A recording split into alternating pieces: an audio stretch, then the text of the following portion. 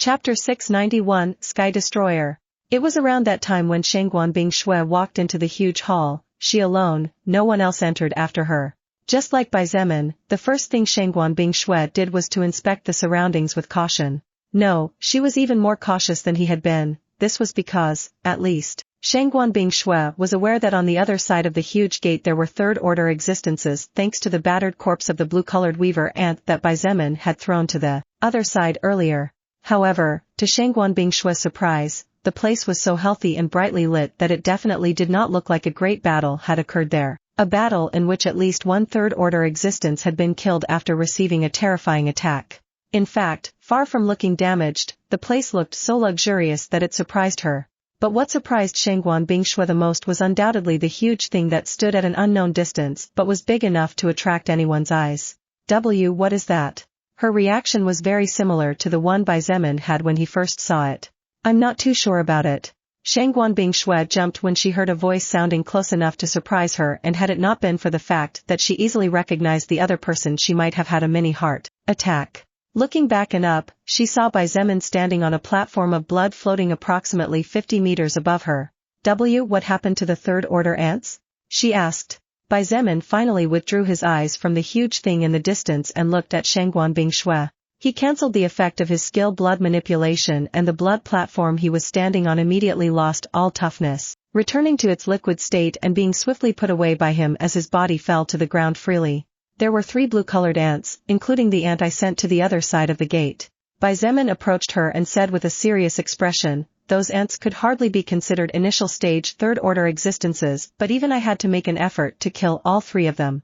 That's why I called you. I knew you would understand my message. Although Shangguan Bingshui might have serious problems dealing with more than one blue-colored weaver ant, her crowd control and maneuverable skills were exactly what made her the perfect teammate for Bai Zemin.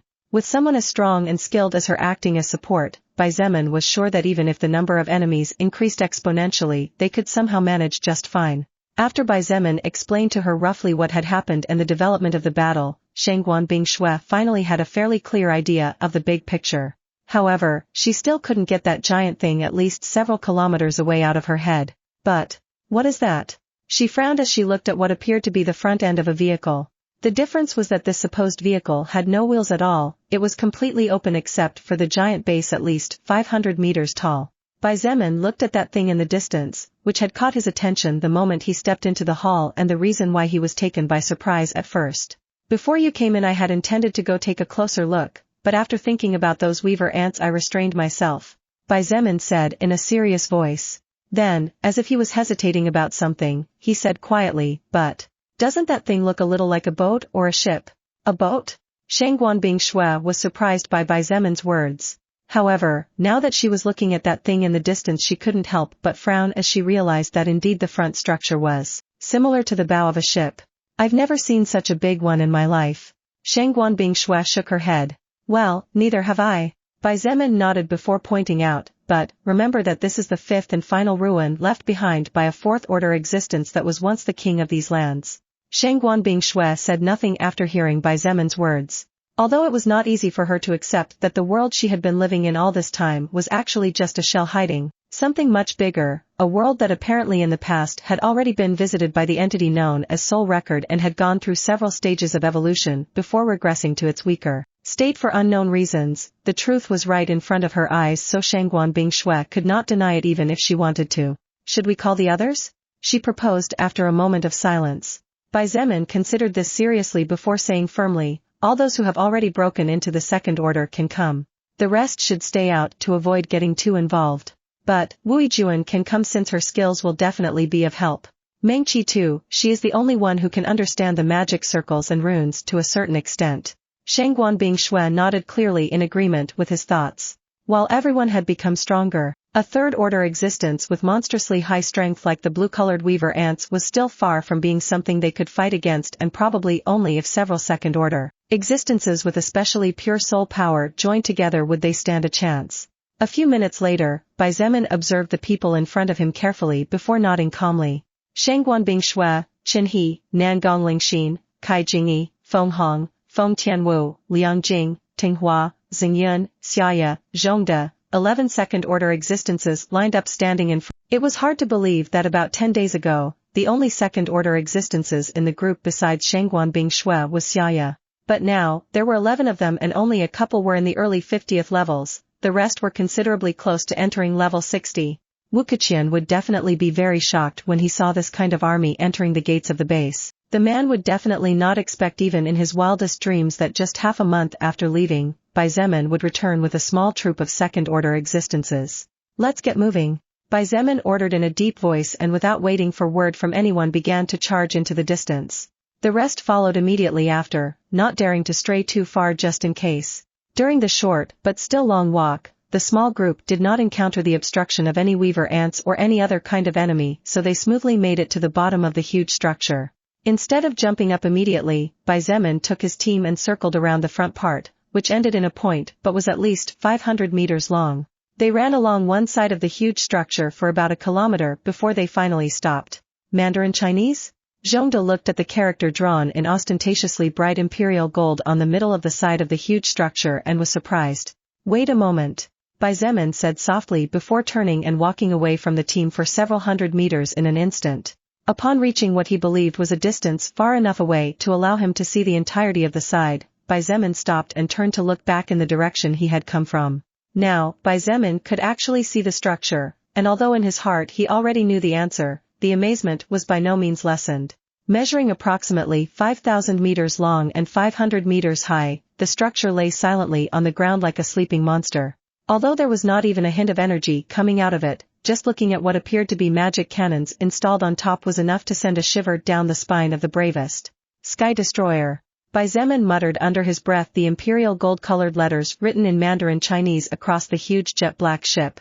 There was no room for doubt now. What was before his eyes was, without a doubt, a huge ship, and judging by its name it definitely had the ability to fly. Bai Zemin clenched his fists tightly as thousands of images crossed his mind while his eyes glittered with extreme greed as he gazed at the huge battleship. Rarely did he feel greed for anything but this time he definitely could not afford to lose this treasure. Only the magic cannons installed above possessed the ability to crush second-order existences and threaten third-order existences. Bai Zemin couldn't even imagine the other things hidden inside the Sky Destroyer. It was only now that Bai Zemin understood the reason why Kong Guiying had told him before that the true treasure was deeply hidden in the fifth and last ruin, that the rest of the ruins were but an appetizer. I absolutely must have it. No matter what, I have to get control over this ship. Bai Zemin made up his mind and immediately lunged forward with resolution flashing in his eyes. This type of destructive weaponry was so crucial that whoever had it at this stage of the apocalypse would definitely become the overlord of the skies. All existences on Earth could only admire. With the Sky Destroyer, even an ordinary human had the chance to crush Bai Zemin and send him flying into a million pieces. What's wrong? Shangguan Bingshui asked as she saw Bai Zemin's extremely serious expression and burning eyes. He looked at her and said in an extremely deep voice, "We have to gain control of this thing no matter what. If we get it and manage to make it move, in less than 5 months the entirety of China will be in our hands without a doubt." The expression of Shangguan Bingshui and everyone else changed tremendously upon hearing the firmness in the tone of Bai Zemin's voice as well as the clear meaning behind his words. Previously, it was already a dream for them to be able to control China in 10 months. But that time had just been cut in half. China was one of the largest countries on the entire planet Earth and its size had expanded to approximately 3 times what it was before. Just going such a distance while searching for humans and controlling different territories, as well as facing enemies from other races, would definitely take a long time. But Bai Zemin had just said with total confidence that in 5 months at most the motherland would be theirs again? What are we waiting for then? Feng Hong laughed out loud and his whole body shook with excitement as he shouted aloud, "For every second we take here, there is one of our countrymen struggling in this cruel world, being eaten by some mutant beast or starving to death." Feng Hong was the only one who expressed his emotions loudly and joyfully, but this did not mean that others did not feel or think like him. Even Feng Tianwu had her little fists clenched tightly and the burning flame in her eyes was expressive enough that no words were needed on her part. Everyone looked at Bai Zemin, waiting for his next orders. Bai Zemin was as excited as they were, so he didn't linger too long. "Remember to be on high alert. Although I can't sense enemy auras, I'm afraid that's one of the special qualities of this destroyer. We'll definitely have to risk our lives here if we want to get this ship home." Saying that, Bai Zemin stumped hard on the ground and turned into a rocket, soaring hundreds of meters in the blink of an eye and being followed less than a second later by the rest. Chapter 692 Battle on the Battleship, Whirlwind of Fire and Lightning. When he reached the top of the Sky Destroyer, Xietain was a bit surprised to see that there was really nothing more than a flat surface with a metal railing around it, probably intended to prevent someone from falling as a result of an oversight or mistake.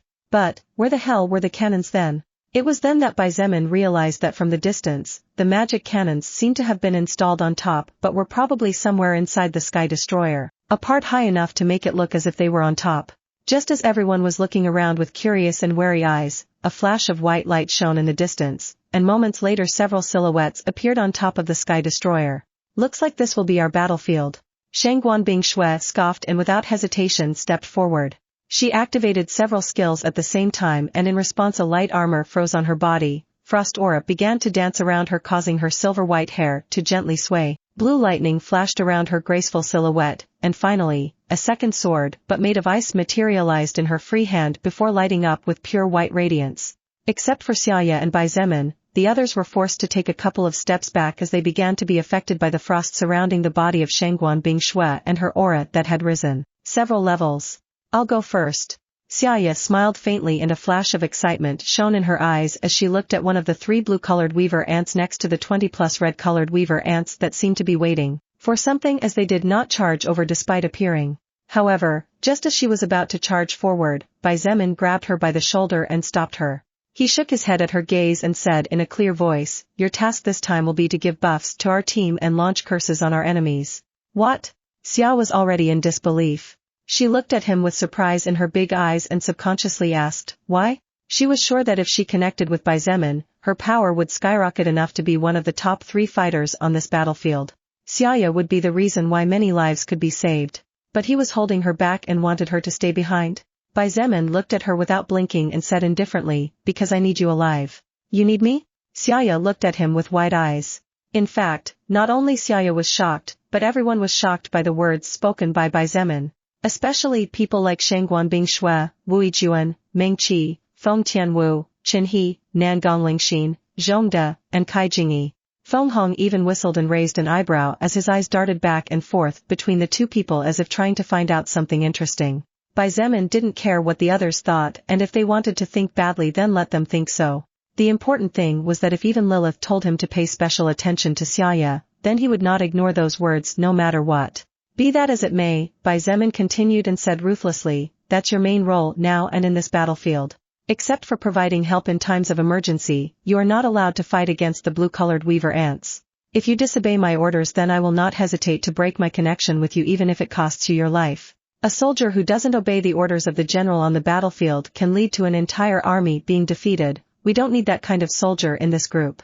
The expression of Xia changed when she heard Xietan's words. She knew that he could really break the connection between the 2 of them even though in theory such a thing should not be possible. Therefore, she did not doubt his words and his cold expression made it clear that he really meant what he said. Finally, Xia had no choice but to give up and nod. "I understand, leader." What else could she do? Although she wanted to further purify her soul power and become more powerful by taking the lives of some third-order existences, Xia was a woman who was 29 years old and had learned the hard way to retreat when it was necessary to take a step back. Xietain nodded in satisfaction.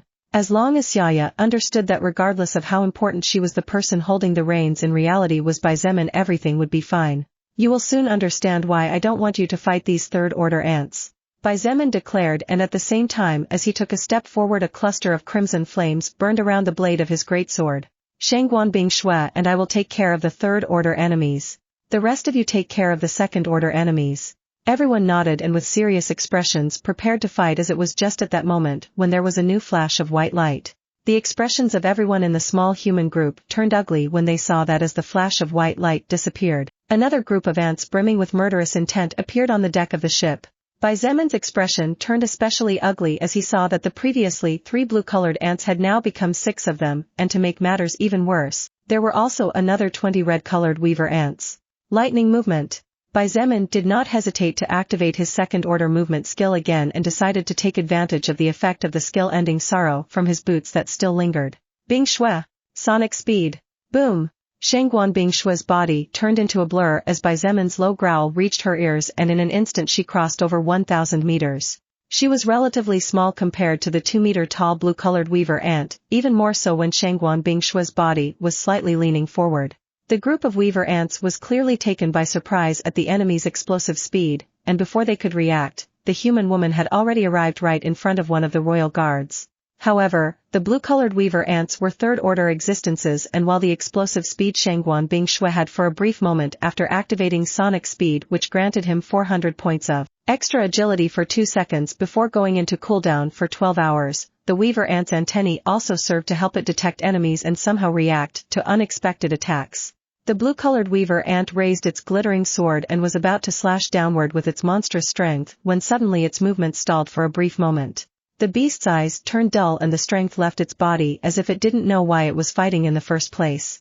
Shangguan Bingshue did not dare to fight the blue-colored weaver ant in terms of strength because she was fully aware that her strength stat was not her forte, unlike the creature. Therefore, she activated her skill third-order charming eyes without hesitation. Her beautiful blue eyes took on a faint red glow, and as her charm increased and focused on her eyes, her magical power and mana made sure to boost it even more. Seeing the blue-colored weaver ant's movements stopping for a second, she whispered under her breath, "Cosmic sword." Swoosh! The sound of the wind being cut in two followed by a sharp flash of silver light illuminated the surroundings for an instant. The next moment, everyone was shocked by what happened. Clang! The sword in the hand of the blue-colored weaver ant fell to the floor at the same time as a thin tear appeared on its neck, slowly growing. Moments later, green blood began to slowly flow from the wound, and only a second later the head fell to the side, being followed shortly after by the lifeless corpse. At the same time, boom! A terrifying explosion shook the surroundings, and the shockwave sent all the red-colored weaver ants flying. Some of them even suffered damage in the process after receiving the resulting heavy impact. The dull thud of a lifeless body falling to the ground was suppressed by the persistent rumbling of the atmosphere inside the giant hall. There, standing right in front of the blue-colored weaver ant whose head had exploded without leaving anything behind, Xietain slowly retrieved his weapon. Just before, when Shangguan Bingshue charged, he hid behind her using invisibility. Then, Xietain jumped into the shadow of one of the third-order weaver ants, and while hitting the surprised enemy with all his strength, he activated gravity manipulation to the maximum extent possible. As if they could read each other's minds, the result of so many battles fought together and sharing moments of extreme difficulty, Xietain and Shangguan Bingshue did not think twice as they jumped in each other's direction and stood back to back. It all happened in less than 2 seconds. The weaver ants immediately snapped out of their daze, and the murderous intent of all of them grew.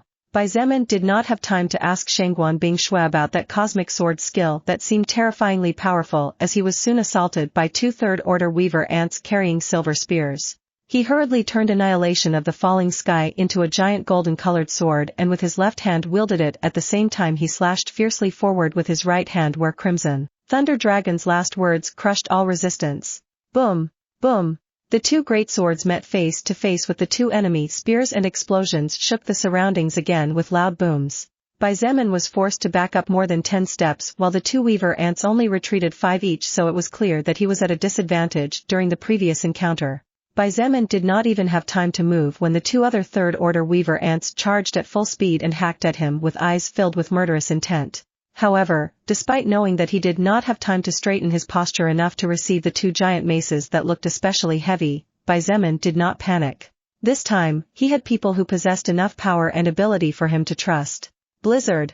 Lessening of power. 2 distinct but both melodious voices broke out amidst the rumbling caused by the swinging of both maces. One of them, the second one, was the cause of a strange dark mist appearing around the third-order weaver ants, and consequently the power with which the giant maces advanced decreased considerably. Swoosh! With an elegant yet dangerous arc, Shangguan Bingshue slashed with her sword, and a huge mass of frost mist shot forward like lightning. The effect of the skill Blizzard was instantly manifested. The movement speed and attack speed of the third-order weaver ants plummeted by more than 30% as their bodies were covered by large volumes of frost-like energy. Even the power behind the giant maces dropped even further, and the trajectory of the attacks was slightly affected. Xietain took the opportunity to make use of his higher agility, and like a ghost he snaked between both maces. Maces that, although they had the ability to hurt him due to the strength of those wielding them, as well as their clearly high power, no longer had the ability to touch him due to their low speed. The effect of the skill Blizzard diminished rapidly, and for every split second that passed the 4 weaver ants that were affected by the skill began to regain more and more speed. However, from such a close distance and in a combat among such powerful existences, a single split second was enough for one powerhouse to take the head of another. Xietain appeared in the midst of the 4 third-order ants, and just as he was about to attack, a flash of inspiration suddenly shone in his heart. As if he was in some sort of trance, he released his grip on annihilation of the falling sky and tightened his grip on his strongest greatsword. Deep blue flames enveloped the weapon, and as they merged with the crimson flames, a beautiful and elegant dark purple color was formed. The temperature rose quickly, causing the effect of the skill blizzard to naturally begin to recede faster than before. However, just as the 4 third-order weaver ants turned and charged toward him after fully regaining mobility, Xietain made a strange foot movement and slashed with his weapon fiercely to the right. He did not struggle against the weight and movement of the greatsword. Instead, Xietain accompanied and guided in such a way that his body began to spin in circles in the same place. The thing was that with more than 6 tons as momentum plus Xietan's 1200 points of agility, the spinning speed could not even be imagined. In just an instant, a whirlwind of purple flames surrounded Xietan's body, and a second later that whirlwind of purple flames enveloped everything around him, including the 4 blue-colored weaver ants, before it began to soar towards the ceiling of the cave that was not even in sight. Shangguan Bingshue's expression changed, and without hesitation she backed away abruptly as the increasingly fierce purple flame whirlwind roared as if a dragon-like beast was hiding inside.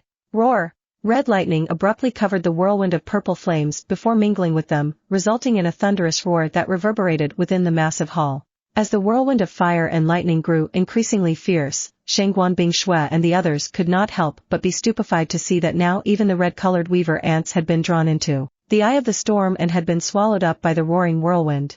Chapter 693, 53rd Order Enemies. The fierce whirlwind of purple flames and crimson lightning spun in a single spot for more than 60 seconds. During that time, the temperature of the place rose to the point that Shangguan Bingshue had no choice but to push the frost-like energy that covered her body further into the surroundings to prevent the Soul Evolver team about 1 kilometer behind from suffering consequences that no one was willing to see. In fact, it was Wu Juan who reacted quickly, and using several seeds made countless vines grow that served to hold the bodies of all the team members with vigor. This was because the suction or pulling force that the whirlwind of fire and lightning had was simply too strong. Because Xietain was spinning too fast on a single point, and with the help of his greatsword adding even more momentum to that speed, all the surrounding wind was being swallowed up by the eye of the storm that had formed at the top of the whirlwind. After about a minute, everyone heard a thunderous explosion, and under everyone's shocked eyes a large-sized object engulfed by purple flames and crimson lightning broke through the wall of the roaring whirlwind. The object broke the speed of sound and in an instant disappeared from everyone's line of sight. What was that thing? He swallowed audibly as he clutched his bow tightly. I don't know. Shangguan Bingshue shook her head. But, considering that Xietan's aura is still in there. But, Feng Tianwu hesitated for a second before quietly remarking, that thing definitely didn't seem to be an ant.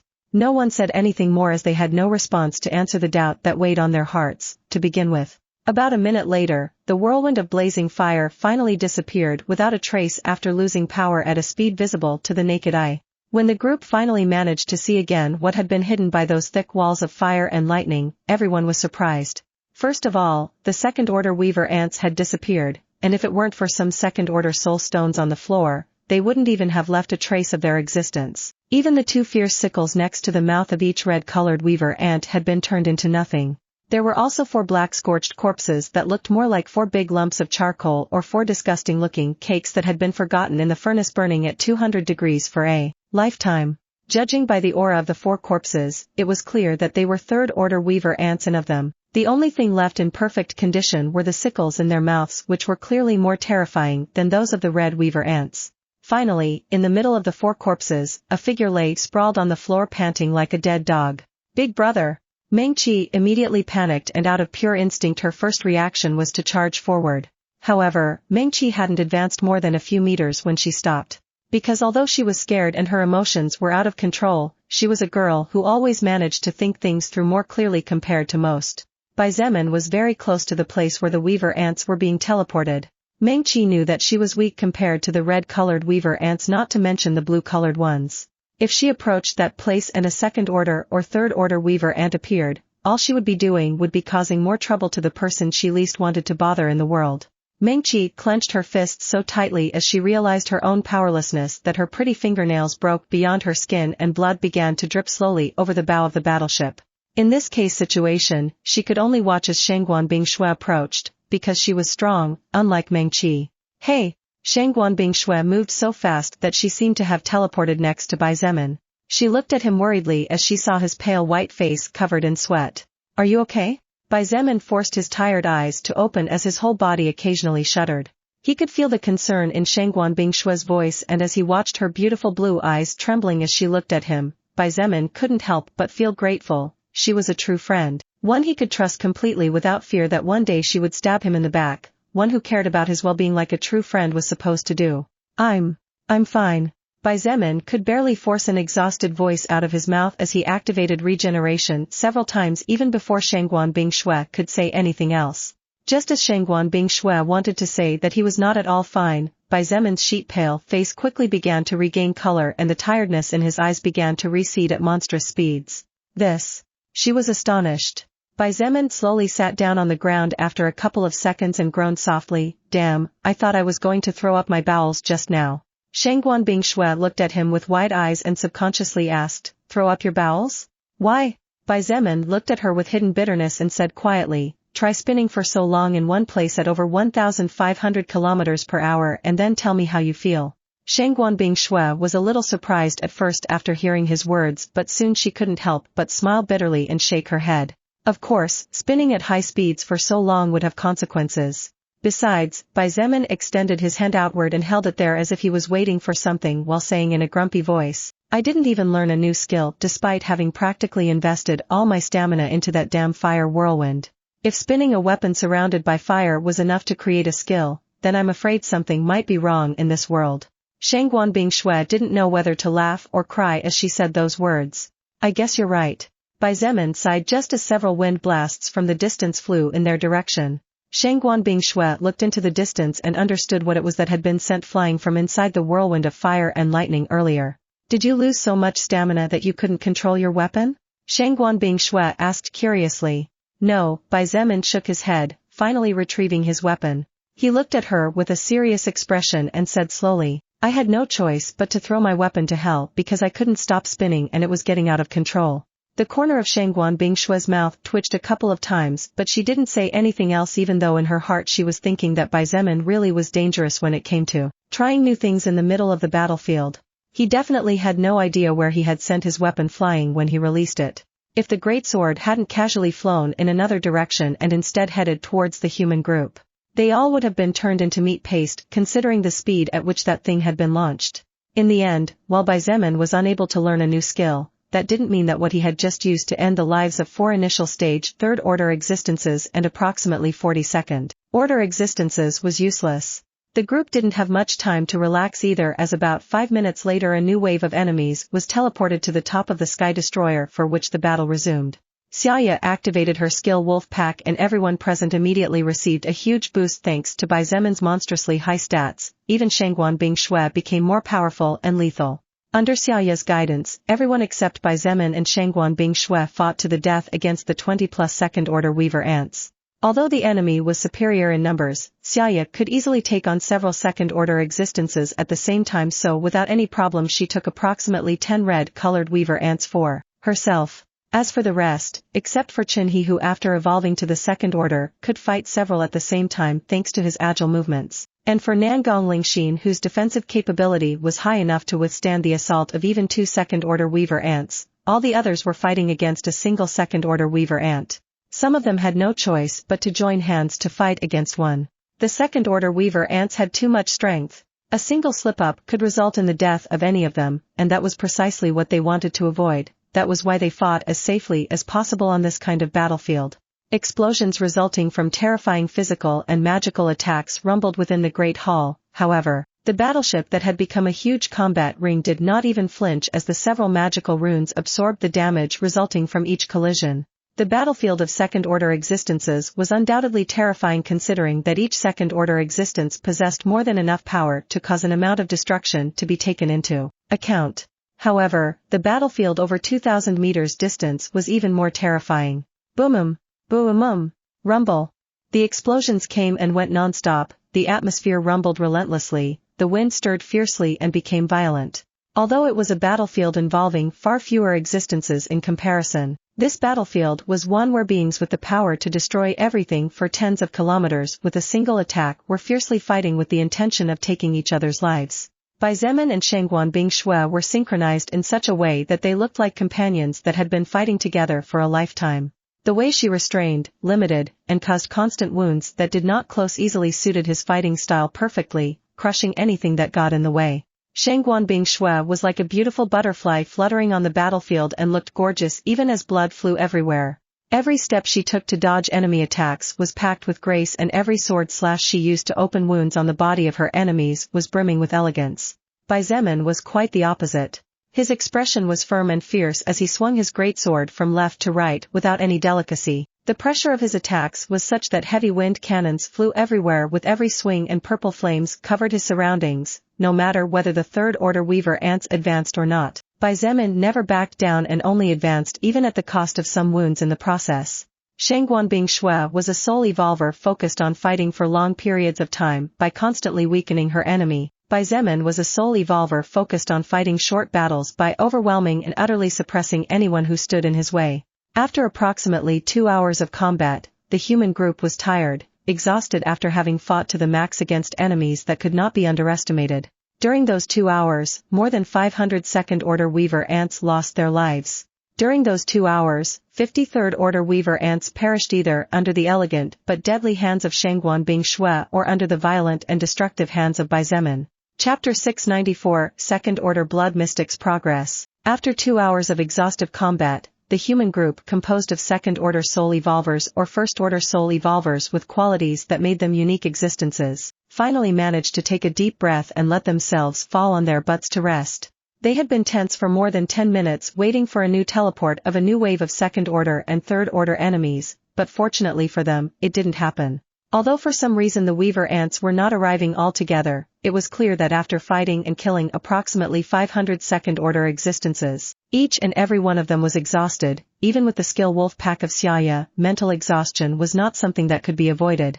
In fact, except for Wu Yijuan and Meng Qi, who had remained in the back at all times as neither of them possessed the power to participate in this kind of battle yet, everyone else had received injuries of varying magnitudes. Ugh!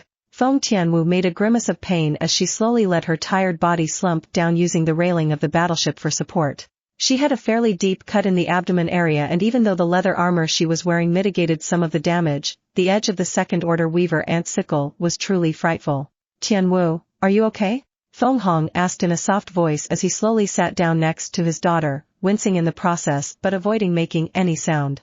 His entire body was covered in blood that had dried up due to the power of his fire-type skills. Feng Tianwu wanted to complain a lot, but as she looked at the surroundings and saw that everyone was struggling in their own way against the pain caused by injuries and exhaustion, she simply gritted her teeth and said in a low voice, "I'm fine, this kind of injury is not a big deal." Feng Hong looked at her for a few seconds and a glint of pride flashed in his eyes. He knew his daughter better than anyone else and had watched her grow up. Feng Hong was aware that in her entire journey up to this stage, the number of times Feng Tianwu had been injured in combat was negligibly small, and from a certain point of view, it could be said that the injury she had on her abdomen right now was one of the most serious she had experienced to date. Ever since the soul record appeared on Earth and changed the human body from deep within, Feng Tianwu turned out to possess a terrifying talent for magic. Even Feng Hong, who was currently of a higher level compared to her, had no confidence in defeating her in real combat. This was because Feng Tianwu was an existence with 3 times more magic and mana compared to a normal soul evolver from the very beginning, and was now the possessor of a unique class that only belonged to her and no one else. "You've changed, a bit," Feng Hong said quietly as he closed his eyes and sighed. "Me? I've changed?" Feng Tianwu looked at him with a raised eyebrow as she used her palm to cover her abdomen lightly. "You have become more mature at a certain point. 2 weeks ago, my dear daughter would definitely have been furious to suffer this kind of injury." Feng Hong slowly opened his eyes, and while looking at the two people more than 1,000 meters distance away, he said with a sigh, "My daughter from 2 weeks ago wouldn't even be willing to share a place with other people. But look at you now. Talent?" Feng Tianwu couldn't help but shook her head at her father's words.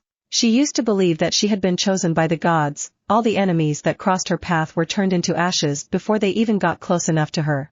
But now, Feng Tianwu looked at the handsome black-haired young man who still stood firmly in the distance with a giant sword in each hand. Her eyes shifted to the white-haired immortal beauty who was chatting about something with the young man while holding two white swords due to the effect of some skill. In front of truly talented people, I am no more than a red-colored weaver ant, Feng Tianwu said in a flat voice. She looked at Chen He, Nan Gonglingxin, Kai Jingyi, Zhongde, Liang Jing, Xingyun, Tinghua. I realized that there are many more in this world capable of matching and even surpassing me. What is there to be proud of then? Feng Hong looked at the people next to them as well and nodded. Before coming to this expedition, even Feng Hong himself was proud and somewhat arrogant. After all, he had the strength to back it up. However, now that he had fought alongside a team composed of only people who were genuinely strong, he realized that at the end of the day, his pride and slight arrogance didn't really make much sense. I'm really glad to have met Leader Bai. Feng Hong sighed and slowly closed his eyes as he whispered softly, I have learned many things from a young man even though I am this old. Really, life and fate are interesting and mysterious matters. In the distance, Bai Zemin and Shengguan Bing Shui were trying to figure out how to get into the battleship with Meng Qi's help. Bai Zemin's body had several wounds and his new armor had several cuts here and there. Due to his practically suicidal fighting style in which his only goal was to crush the enemy in the shortest amount of time possible even at the cost of suffering himself, it was simply impossible to come out of so many fights against third-order existences completely unscathed. However, these kinds of injuries were easily ignored. The current Bai Zemin was an existence whose physical defense was so high that even if a shell bullet fired by a war tank 50 meters distance away hit him full on, he would definitely not suffer more than lower-grade damage in the worst-case scenario.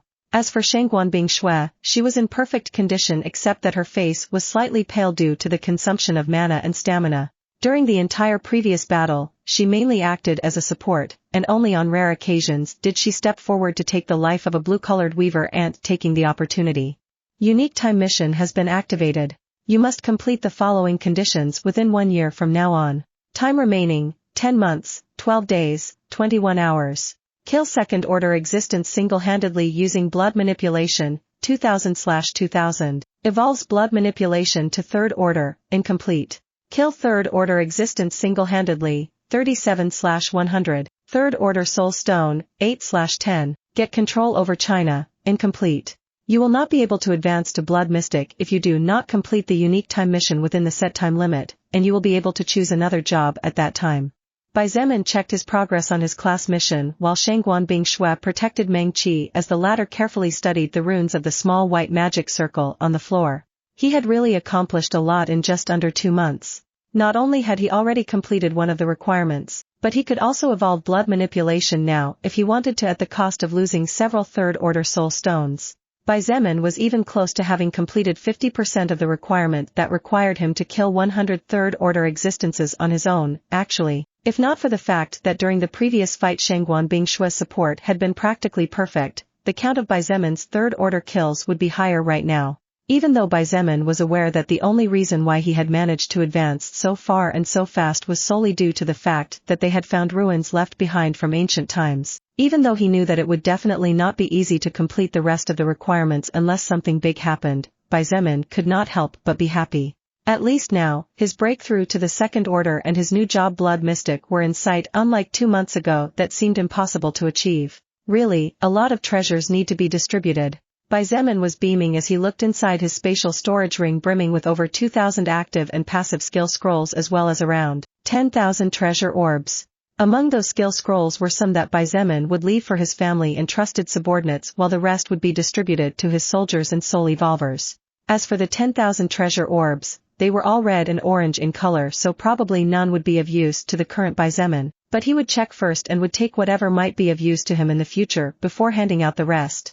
With each passing day, obtaining treasure orbs and skill scrolls became more and more difficult. Considering that 95% of the enemies killed during these days were all unclassified enemies, even if they numbered in the millions it was useless. In fact, if it wasn't for Bai Zemin's soul being simply too picky and not absorbing low-quality soul power, the number of skill scrolls and treasure orbs obtained would have been less.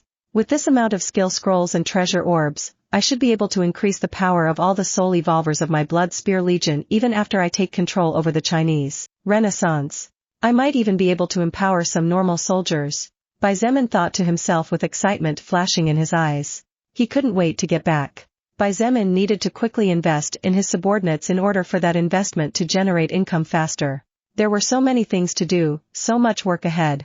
Bai Zemin was sure that after finishing with and finding a solution to the personal affairs of Shangguan Bingshui, Qin He's family, and Wu Juan's grandfather, he and his faction would need at least 2 months of calm before setting out to conquer China. Of course, he could simply rush forward like mad and conquer China immediately once he had control over the Sky Destroyer. However, that would leave in neglect many things such as reading the books found in the library and applying the information contained therein, studying pills and medicinal plants, training blacksmiths, studying electromagnetic rifles for future development, and a lot more. Unless I found it. Just as Bai Zemin was thinking of a slightly risky but still probably effective solution, his younger sister's excited sweet voice interrupted him and subconsciously he turned to look at her. You found it? What did you find? He blinked, still lost in his own world. Meng Qi turned to look at him with a beautiful smile on her youthful face, and as she pointed to the white-colored magic circle she let out a chuckle. Of course, I found a way to activate the magic circle to get into the war battleship. Bai Zemin's dark eyes and Shangguan Bingshui's light-colored eyes sparkled upon hearing Meng Qi's words. They both exchanged glances for a second before turning to look at her again. Can you activate it now? They both asked at the same time and with the same intensity. They were tremendously excited and anxious as the Sky Destroyer battleship would undoubtedly be one of the most powerful trump cards of the entire human race for many years to come, therefore, they had to obtain it no matter what the cost. Meng Qi's expression was still bright as she nodded firmly. Of course. I just need you to give me 10 second order soul stones to make a single-use connector. Bai Zemin and Shangguan Bingshui looked at each other in dismay. This? What is that? Shangguan Bingshui asked in a low voice as she looked at Meng Qi intently. Big sister Bingshui, it's like this. Meng Qi began to explain the fact that the teleportation circle was probably connected to the battleship's command room, but that she had found a way to create a connector where she could teleport people only one time to the inside. But Shangguan Bingshui focused more on something else. Big sister Bingshui? Shangguan Bingshui's expression became unreadable as she looked at Meng Qi curiously. Bai Zemin naturally paid no attention to something so insignificant and focused on what really mattered to him. So, Meng Qi, Bai Zemin immediately spoke once his sister stopped. You can only open one connector, something similar to a back door in a security system, and you probably won't be able to open another one? That's right, Meng Qi nodded with a serious expression on her face and explained, if there is a captain on board, then it must be someone smart in control of the command room and will definitely do something about it when discovered that I disturbed the magic circle from up here. Chapter 695 Strongest Anymore Getting into the Sky Destroyer. I see. Bai Zemin nodded as he listened to his sister's words, and after thinking about it for a moment, he realized that what Meng Qi was saying actually made a lot of sense. If inside the battleship there really was an existence capable of controlling, or rather, capable of understanding and using the ship's control room commands, then it was only natural that any disturbance would be detected by this being. As to what being this was, it's probably the Queen, isn't it? Shangguan Bingshui said with a slight frown. It should be. Bai Zemin wasn't too sure either. To be able to control this kind of strange and advanced ship, an existence definitely needed to be extremely intelligent and possess a lot of knowledge. Even Bai Zemin with his special forces soldier skill that granted him colossal amounts of information and knowledge of the best soldiers that existed was not 100% sure he could control the Sky Destroyer. After all, in the knowledge Bai Zemin obtained from the special forces soldier skill, there was not really any information of magic circles.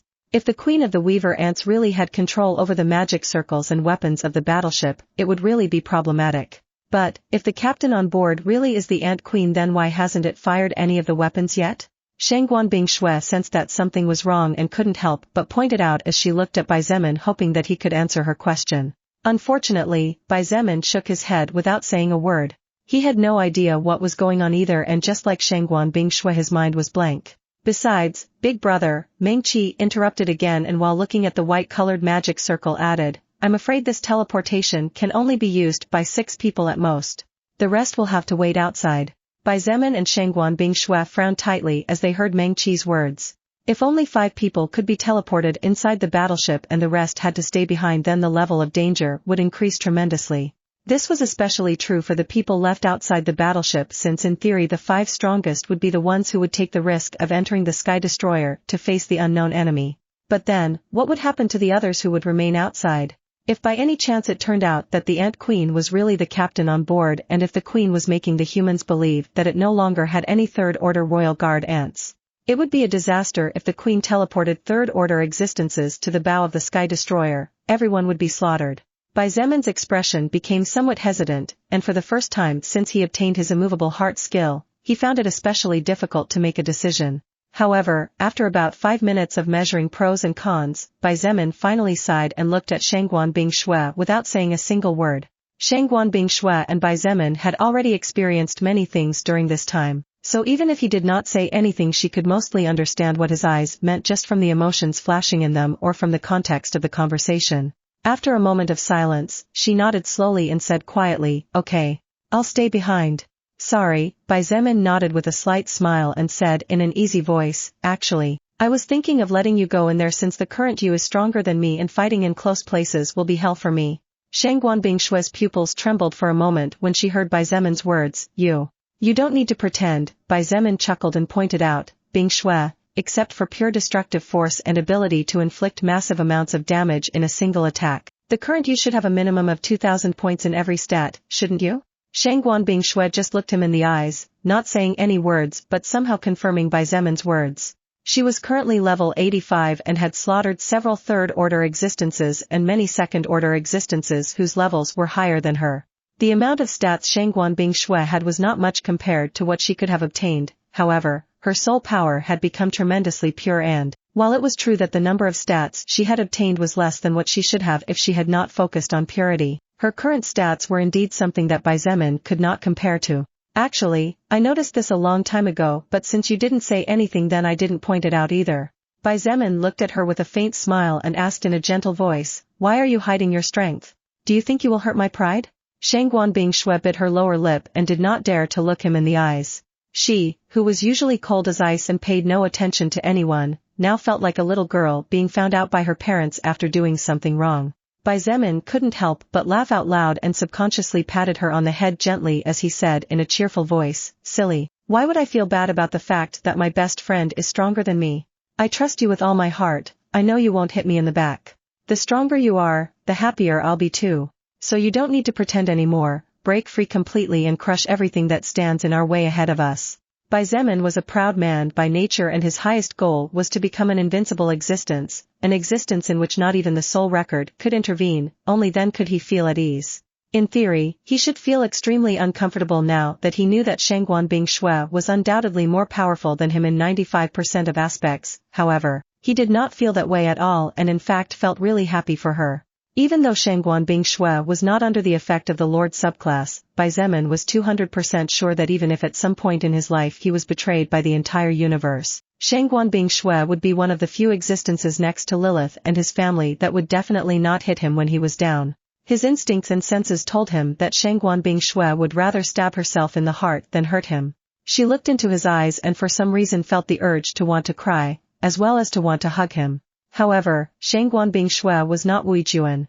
She had spent her entire life learning and mastering the art of controlling or suppressing her emotions under a calm expression, therefore, even though her expression was not perfectly indifferent in front of Xietain as a consequence of everything they had been through together in this short period of time, as well as an effect of her unique skill, Spirit of Ice, Shangguan Bingshui did not throw herself into his arms like a little girl. "Okay." She nodded and took a deep breath before saying in a firmer voice, "In that case, I'll stop holding back." Xietain nodded with a slight smile and without any idea how she felt or what her thoughts were. He chuckled and pointed out, "Now we will be able to control China way faster than before. With you leading an army in one direction and me leading an army in another, even without the Sky Destroyer we should be able to gather the entire living population of the country in a few months." Shangguan Bingshui could not stop a bitter smile from appearing on her face as a flash of sadness shone in her blue eyes for a split second before fading away. Xietan's words marked one of the reasons why Shangguan Bingshui had been holding back a great deal of her real strength all this time. Besides not wanting Xietain to feel uncomfortable with his pride being hurt or for him to subconsciously raising his guard against her, another reason Shangguan Bingshui had wanted to keep a low profile was because she knew that if she revealed her real strength now, it would mean that she and Xietain would probably be separated for months. After all, there was no point in keeping two soul evolvers with supreme power in the same army, at least not when time was crucial. Possibly noticing the complicated emotions of the young beauty in front of him, Bai Zemin added, "Well, we'll talk about this matter later. For now we'd better get moving." "Yes." Shangguan Bingshui nodded, trying to calm her fluttering heart. Meng Qi had been listening to the two's conversation silently all this time and her expression hadn't changed at all. She simply looked at Shangguan Bingshui for a moment and a strange flash sparkled in her eyes before she looked at Bai Zemin again. "Big brother, can you give me the soul stones? It will take me a few minutes to do it." "Oh, I forgot for a second." Bai Zemin face-palmed and immediately took out the amount of second-order soul stones that Meng Qi had asked for earlier. 10 second-order soul stones, isn't it?" "Yup." Meng Qi took the small glowing rocks and immediately knelt down on the floor to start working. It was as if for her to have 10 second-order soul stones in her hands was no big deal, even though it was actually more than what the entire Chinese Renaissance faction could currently take out. Meng Qi was muttering words in a language that neither Bai Zemin nor Shangguan Bingshui could understand, and under the effect of those words and the impetus of her mana, the second-order soul stones gradually released a strange multicolored light. Multicolored light which under Meng Qi's magic fingers turned into small runes that blended with the runes of the white-colored magic circle before her. Bai Zemin tried to learn something while looking at his younger sister, but not even a minute later, he gave up. While Meng Qi worked on the magic circle and Shangguan Bingshui protected her with a serious expression and cold eyes, Bai Zemin approached the group resting in the distance with the intention of choosing 5 people to accompany him. However, seeing that almost all of them were in miserable conditions, Bai Zemin was a little tongue-tied. Xia approached him and asked in a sweet voice, "Leader, do you need anything?" She was completely unharmed and energetic at this moment. She had been the only one who did not suffer any injuries while they were facing the red-colored second-order weaver ants. Bai Zemin looked at her with weird eyes. He was still finding it difficult to adapt to Xiaoya's change of attitude towards him. After chatting a bit with the people in front of him, Bai Zemin finally identified those who despite their injuries could still fight without practically losing any power as long as they had willpower. Minutes later, Meng Qi and Shangguan Bingshui returned. "Done?" Bai Zemin asked with a serious expression. "It's done, big brother." Meng Qi nodded earnestly. She handed him one of the second-order soul stones and said in a low voice, "After reaching the magic circle you just need to release the energy inside the soul stone I gave you. You and the others will be teleported then." Bai Zemin looked at the soul stone in his hand and noticed a small rune written on the surface. The rune was so tiny that it could easily go unnoticed if one did not look for it especially. "Understood," he said before looking back and saying in a deep voice, "Let's get moving." A few minutes later, having reached the white-colored magic circle that now had multicolored lights around it, Bai Zemin did as Meng Qi had explained, and moments later he and the 5 people he chose this time disappeared from the place. Chapter 696, Great Turn of Events. A/N, in the previous chapter one made a minor mistake. The number of people that can be teleported was 6 in total, not 5. It has been fixed, sorry for the possible inconvenience this may have caused. The vision of Bai Zemin and the 5 people he chose to join him inside the battleship dimmed for an instant after activating the teleportation circle. The 6 felt as if their bodies were passing through a thin membrane of something none of them could really touch or understand before everything returned to normal. When they opened the eyes they had subconsciously closed, the place they found themselves in was completely different from the place they had been a second ago.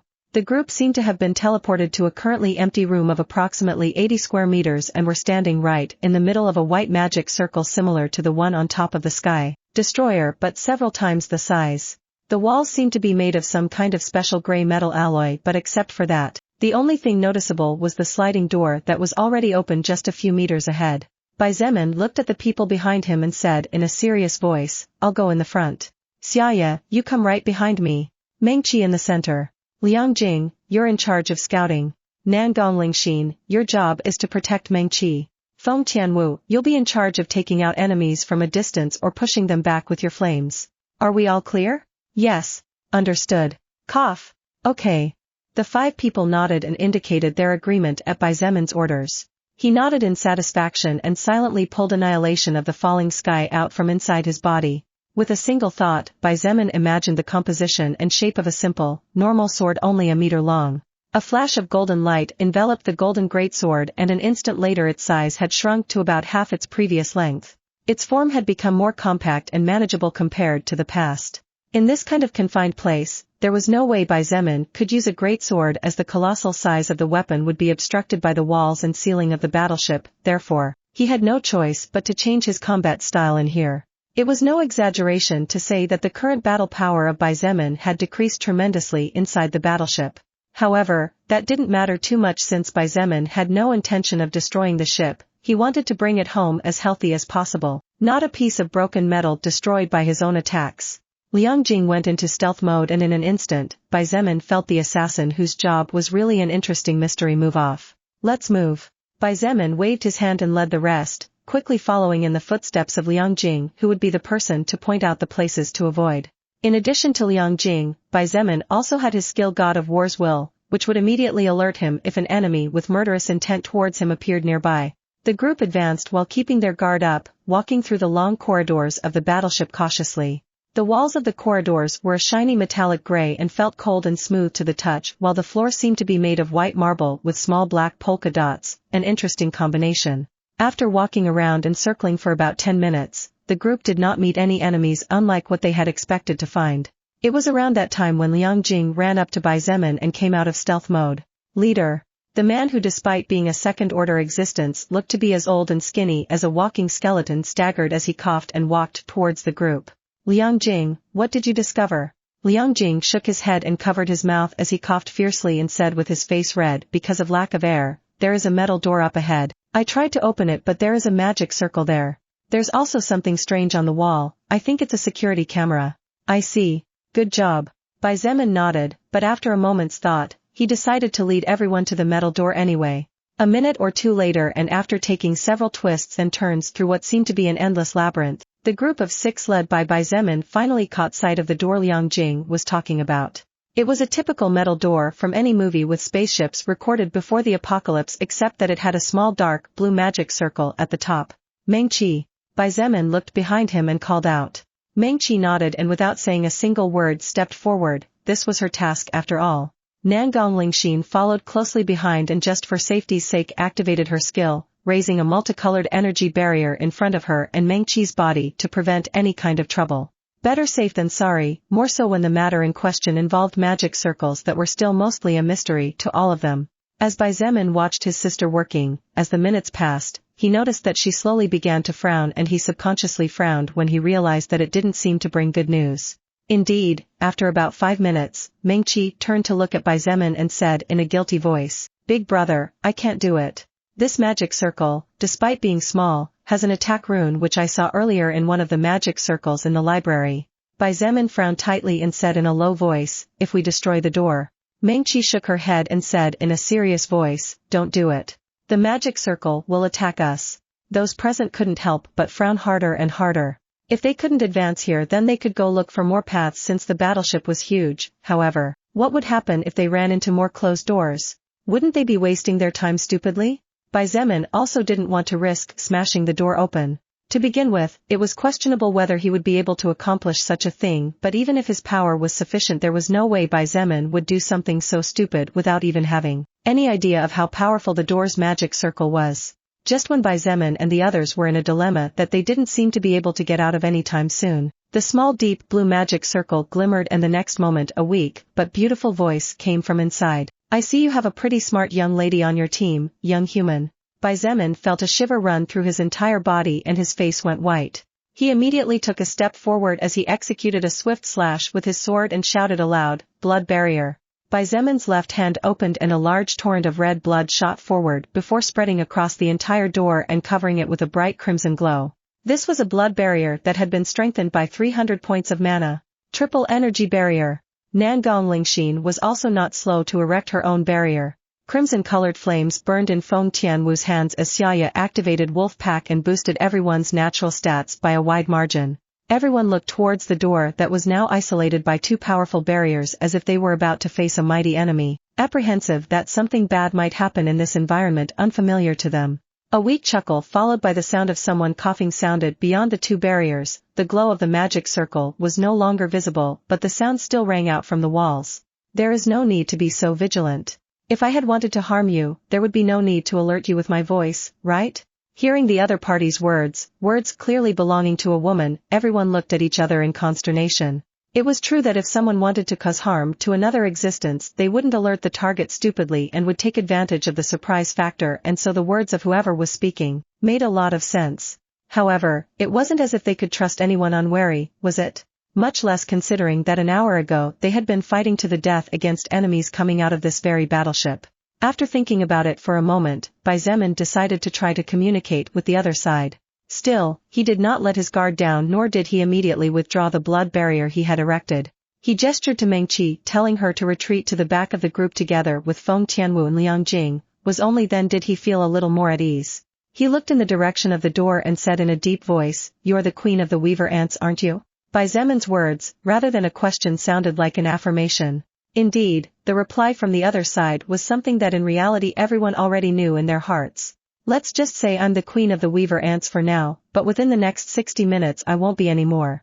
Xietain frowned like the rest of them at the sound of the Ant Queen's voice. Not only did the Ant Queen's words suggest something, but the tone of her voice seemed to be proof of what she was suggesting. "Young one of the human race, how about we have a talk?" The Ant Queen's voice rang out again after several seconds of silence, making a proposal that no one expected. "Talk?" Xietain repeated in surprise. He had come here with the intention of fighting to the death against whatever was inside the battleship in order to claim the reward that rightfully belonged to him, as well as the treasures that the king of the former Kong kingdom himself gave him before he departed forever.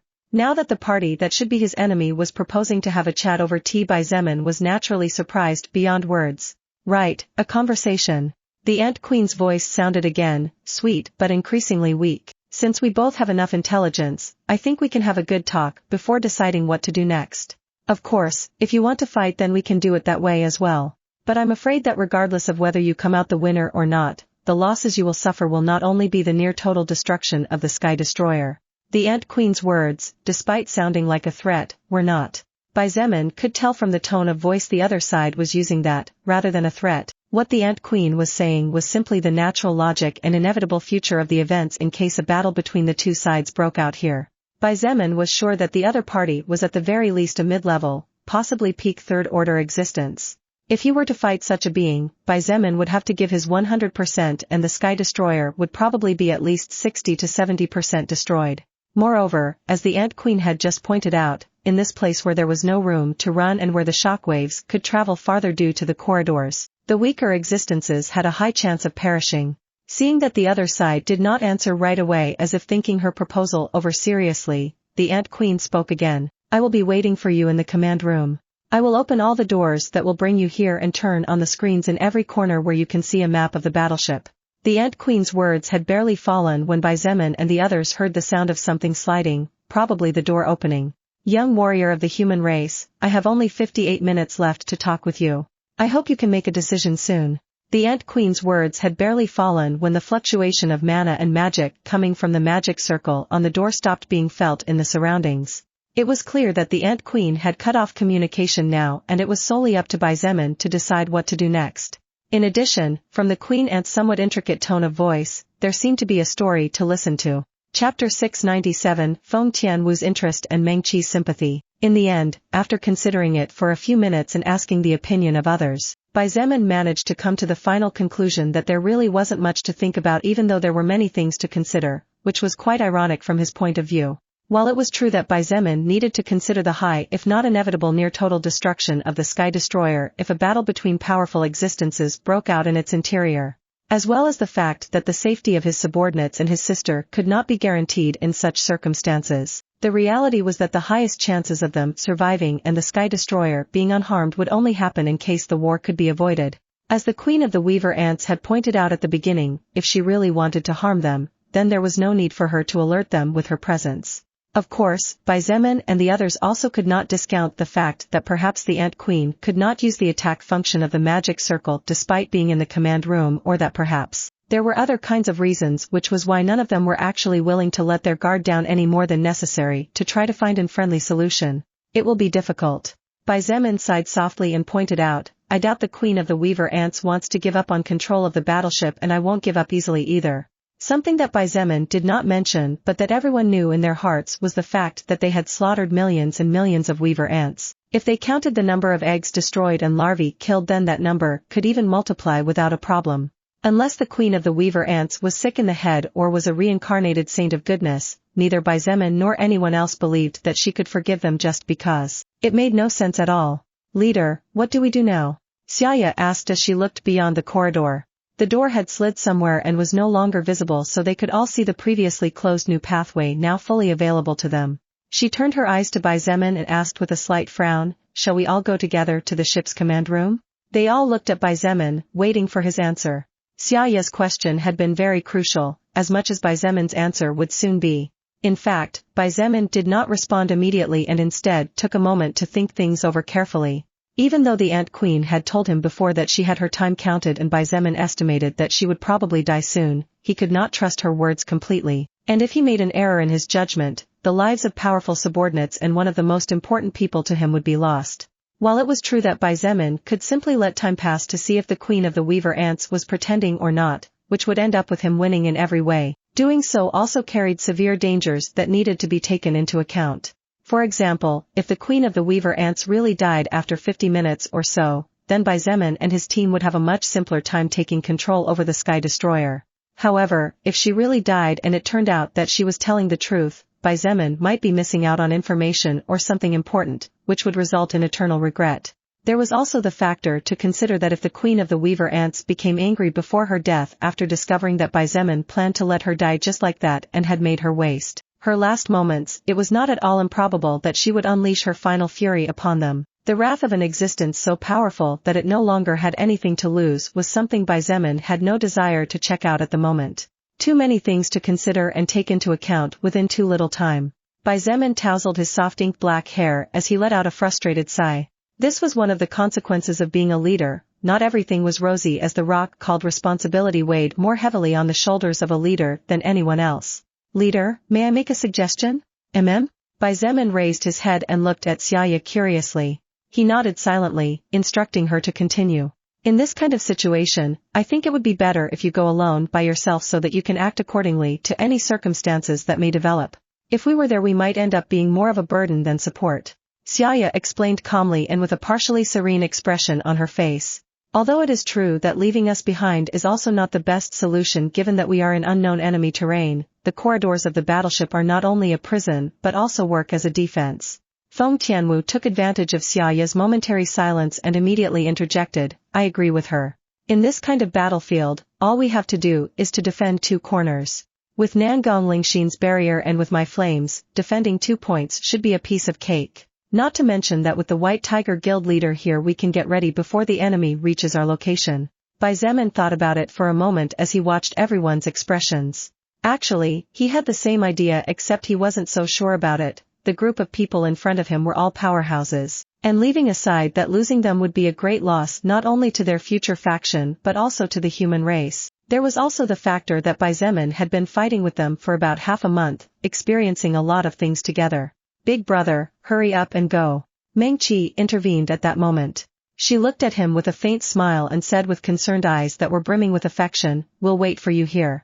Just be sure to come back." Meng Qi's words were the little push Bai Zemin needed to stop hesitating. He nodded and said in a firm voice, "All right then. All of you, Xiaya will be left in charge of leadership while I am absent. In case the majority of you decide that she is not fit to make decisions due to different circumstances that may arise, the person in charge will be Liang Jing." Everyone nodded, clearly in agreement with his words, and noticing this, Bai Zemin gave his final instructions. "If you hear combat explosions or something similar, then return to the surface even if you have to break the battleship. If any enemy appears trying to attack you, then you'd better retreat to the teleport room. Big brother, be careful," Meng Qi emphasized.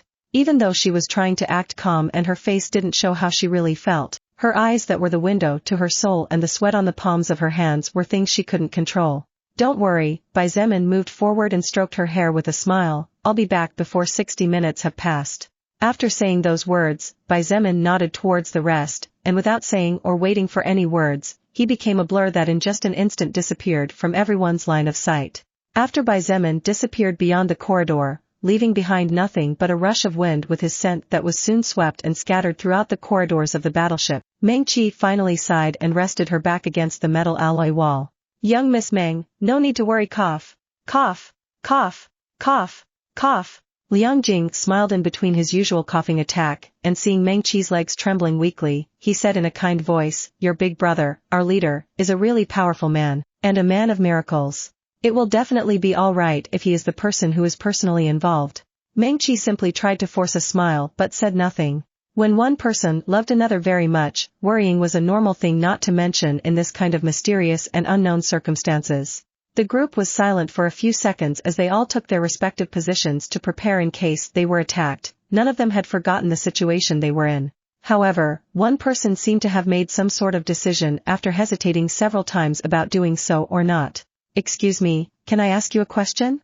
Everyone turned in the direction of the voice, towards the back of the group.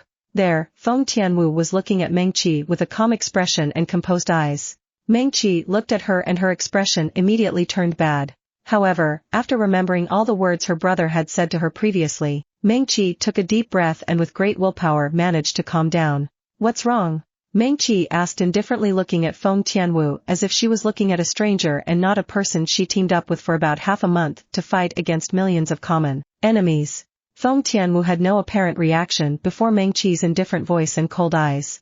Her expression remained stoic and her voice unchanged as she said in a clear and melodious voice, "It's a bit of a personal question." "A personal question?" Meng Qi frowned slightly and straightened her posture. "What is this all about, so suddenly?"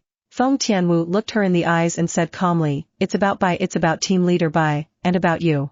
Meng Qi's expression changed slightly and a glimmer of caution flashed in her eyes. She looked at Feng Tianwu cautiously and said with a slight frown, "What do you want to know?" As everyone watched curiously from the side, Feng Tianwu took a few seconds to think carefully about her next words before pointing out her doubts. "From what I understand, the surname of the mother of the two of you is Yi. Of course, both of your father's surname is Bai and thus our team leader's surname is also Bai. Feng Tianwu, stop beating around the bush and go where you want to go once and for all," Meng Qi remarked with irritation. Although Meng Qi was very mature even when she was only 17, one could not forget that at the end of the day she was still a young girl at the end of her teenage years. When it came to emotions that were particularly strong and that she did not need to hide, such as hatred or irritation, Meng Qi could not and did not try to control herself. Which is why in front of a person she still hated to the bone like Feng Tianwu, it was difficult to hide her emotions even if she wanted to do so. In the eyes of Meng Qi, the less interaction she had with a treacherous person like Feng Tianwu, the better. Feng Tianwu looked at her silently and blinked without saying anything at Meng Qi's little outburst. She didn't seem to realize that her calmness was also the reason for his irritation when she asked, still maintaining the same tone of voice as before. "Sorry if I offend you, but I was wondering why your last name is Meng? Are you the sister of team leader Bai from your mother's side?" Meng Qi blinked in surprise. She hadn't expected Feng Tianwu's true interest to be more focused on her than on her brother. Soon, however, a practically invisible trace of a disdainful and torturous smile formed at the corner of Meng Qi's lips as she understood what was going on. Even though Meng Qi was young and had never dated any guy in her entire life, this did not mean that she was stupid. In fact, she understood many things even more clearly than most adults, just that most of the time she hid her thoughts and feelings to avoid any kind of problems. How could Meng Qi not understand what Feng Tianwu was thinking? She smiled slightly and all irritation disappeared from her face. In fact, when Meng Qi looked at Feng Tianwu now, her expression was a mixture of amusement and sympathy. Feng Tianwu frowned slightly at Meng Qi's sudden change of attitude, but she quickly regained her calm expression from before. Although she didn't know what was going on, since the other person had calmed down, that was also good for her. Chapter 698, Queen Shirlin. "May I know why you ask that?" Meng Qi looked at Feng Tianwu with a faint smile on her face and raised an eyebrow in playfulness. Feng Tianwu took a moment to think before replying with the first thing that came to her mind and probably the real reason behind her previous question. "Just curious." "I see. Just out of curiosity." Meng Qi muttered before letting out an amused chuckle and saying with a bright smile, "All right, I'll satisfy your curiosity." Feng Tianwu narrowed her eyes slightly and nodded in silence. "Actually, the reason why my surname is Meng and not Bai has nothing to do with my dear mother or my dear father," Meng Qi said with a faint smile and revealed with a strange flash of light sparkling in her dark eyes. "The reason why I am Meng Qi and not Bai Qi or anything similar, is because when I was 9 years old my real parents passed away in a traffic accident. Although I was taken in by the Bai family, my surname never changed, and out of respect and honor for my real family, my adoptive parents decided that it would be better for me to keep Meng as my surname." The reaction of everyone was rather flat when they heard Meng Qi's words, especially the reaction of Nangong Lingxin, who had already heard the real story from Bai Zemin long before even arriving in Chongping district. To begin with, no one really cared whether Meng Qi was the sister of Bai Zemin or not. What was really important was the fact that the two were extremely close, and that alone was enough for no one to dare to disrespect Meng Qi in any way whatsoever, as that would mean disrespecting Bai Zemin. However, just as Meng Qi expected, the reaction from Feng Tianwu was not as flat or neutral as that from the others. Then, Feng Tianwu frowned slightly and while looking at Meng Qi intently asked tentatively, "Does it mean that you and Bai Zemin are not really siblings?" "That seems to be the case." Meng Qi chuckled before saying in a teasing tone of voice, "Now that you put it like that, it's really interesting. My big brother and I don't share the same family name, so blood aside, in the previous world we could have married without a problem. But now, in this new world where the rules are decided by him, since we don't even share a drop of blood, we could even be a couple now, he he he." The expression of Xia and the others changed slightly when they heard those words from Meng Qi, and they all looked at her with surprise on their faces. "This? Meng Qi?" Nangong Lingxin cleared her throat and said with a fake smile, "Why, you're joking, right? Mm?" Meng Qi didn't look at Nangong Lingxin but instead stared straight into Feng Tianwu's eyes as she said in a clear voice with a hard-to-understand tone of voice, "Who knows? I might be joking. Or maybe I'm not joking at all." The corner of Nangong Lingxin's mouth twitched a couple of times. She opened her mouth several times as if she wanted to say something, but, in the end, she wisely decided to seal her lips and keep her thoughts to herself. Feng Tianwu looked at Meng Qi in silence for a few seconds, trying to read her expression. Even though in her heart she knew that Meng Qi was messing with her and strangely was succeeding, for some reason she couldn't understand. Feng Tianwu decided to say the following words. "I don't think your brother would like to hear those words." Meng Qi shrugged her shoulders and spread her arms wide as she sighed exaggeratedly and said in a surrendered voice, "I know that's why I never say stuff like that. But you asked me, didn't you? I just answered your question. What else can I do if not?" One of Feng Tianwu's eyes trembled slightly for an instant before she regained her usual stoic expression. She stared at Meng Qi, who had now returned to rest her back against the battleship wall, and after several seconds, she finally withdrew her stare without speaking again. Nangong Lingxin exchanged glances with Liang Jing and Xia. The three of them were too curious about the story behind Bai Zemin and Feng Tianwu for Meng Qi to be so defensive against her. However, they were all adults who had experienced many things during these months, so they knew when to ask something and when not to. The group was wrapped in a slightly weird atmosphere, but even then, they all kept their guard up. Except for Meng Qi and Feng Tianwu, who remained silent after that peculiar exchange of words they shared. The other three occasionally exchanged a word or two to pass the time and ease the tension they felt while waiting. Bai Zemin naturally had no idea of the conversation that took place right behind him.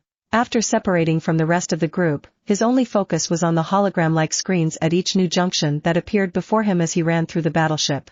Bai Zemin was as fast as the wind as he ran without stopping, blasting violent gusts that hit the alloy walls before shooting off to the back and getting lost among the many different corridors he had already passed through before. The Sky Destroyer battleship was approximately 5,000 meters long, 1,000 meters wide, and 500 meters high. Its internal size was divided in a way that made it seem even more colossal than it was, and it took Bai Zemin 2 minutes before he finally left the corridor area and reached the area of what seemed to be rooms intended for different purposes. According to the map, the Sky Destroyer was apparently divided into 5 floors in total. Restrooms, recreation rooms, training rooms, cafeteria, restaurants.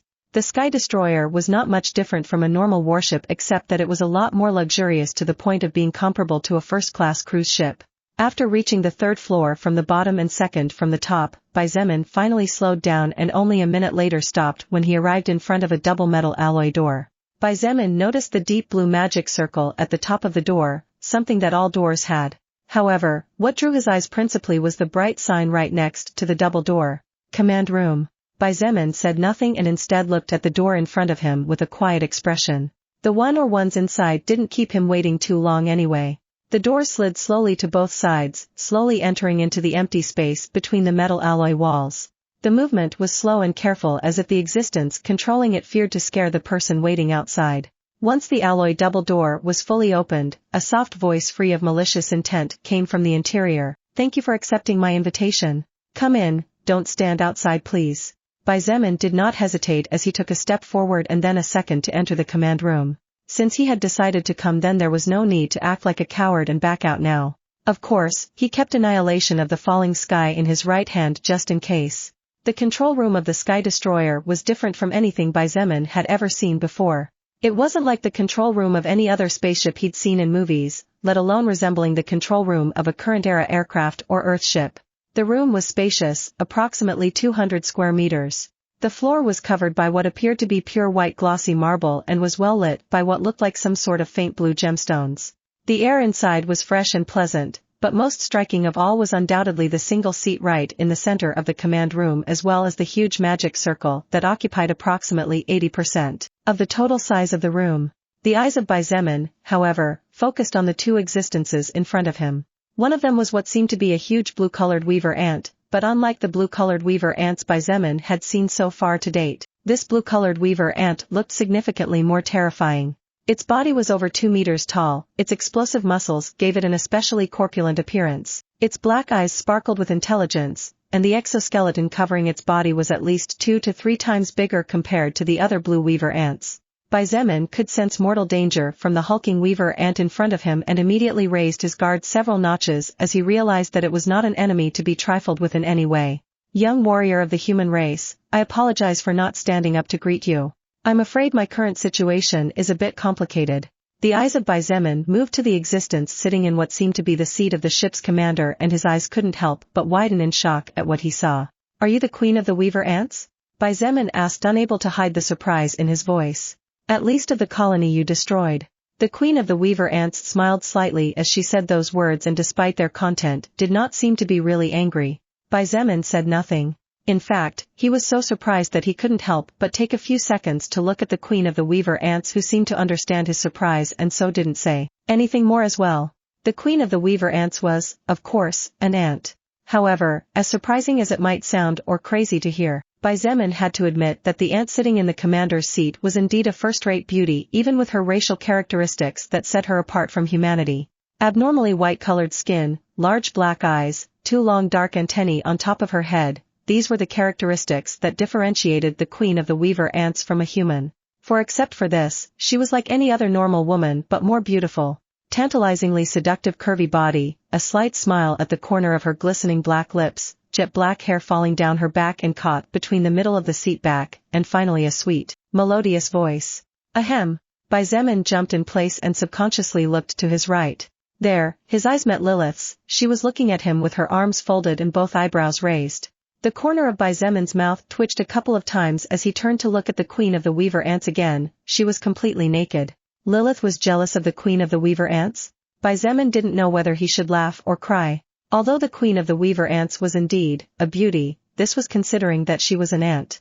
In reality, to the taste of a human male like Xietain, women like Conlan, Kai Jingyi, Shenmei, and others, were far more beautiful than the queen of the weaver ants, not to mention Shangguan Bing Shui, Wui Juan, Sun Ling, or Nangang Lingxin.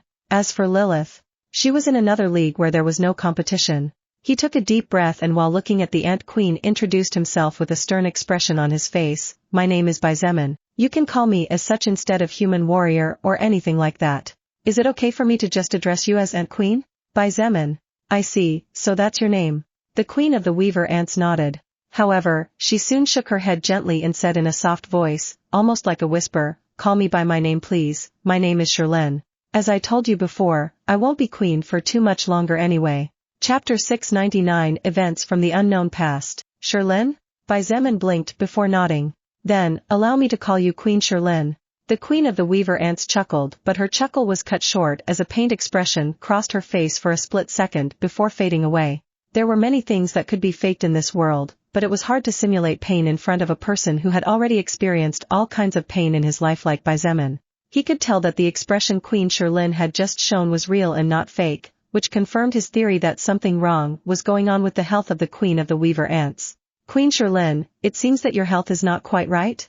Xietain frowned slightly and asked tentatively. His words caused the expression of the burly weaver ant beside Queen Xietain to change. The creature looked at Xietain with a flash of anger on its face and its aura went slightly out of control. The expression of Xietain stayed unperturbed, but only he knew how shocked he was in his heart. The aura of the blue-colored weaver ant in front of him was even stronger than the aura of Glenera, whom Xietain faced in Oblong World a little over a month ago. This meant that the corpulent weaver ant in front of him definitely was above the level 180. The queen of the weaver ants turned her head slightly and let out a peculiar sound from her mouth at the same time as her elegant antennae twitched slightly. The response of the blue-colored weaver ant was immediate, and in a matter of seconds, it regained its calmness even though it still did not seem to be pleased with Xietain in the room. The queen of the weaver ants looked at Xietain and sighed weakly. Xietain, would you like to hear a short but rather intriguing story? Please. Xietain nodded respectfully.